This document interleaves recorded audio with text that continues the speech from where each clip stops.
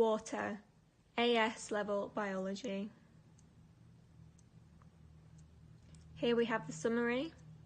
Water molecules are dipolar, therefore have a positive and negative pole due to the uneven distribution of electrons within it. This creates attractive forces called hydrogen bonds between water molecules, causing them to stick together. Stickiness of water means its molecules are pulled inwards at its surface. This is cohesion. Water is able to split large molecules into smaller ones by hydrolysis. Water is the raw material for photosynthesis in green plants. Now we will just move on to the diagram. That little sign is delta.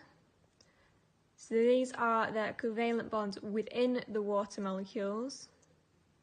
And then this dotted line is the hydrogen bond between water molecules, therefore it is the cohesive intermolecular force. Water has many properties, including being a metabolite in many metabolic reactions, including condensation and hydrolysis reactions. It is an important solvent in which metabolic reactions occur.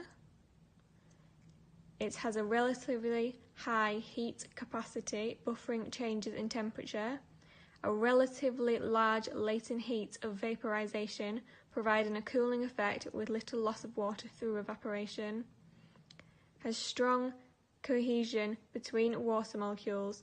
This supports columns of water in the tube-like transport cells of plants and produces surface tension where water meets air.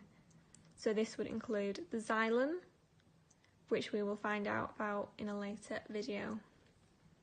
This is just a diagram that I made, but the lines annoy me, so if you want to see it, you could pause the video, but I will swiftly move on. So that is it for AS Biology Water. Thank you for listening, and if you would like to, subscribe.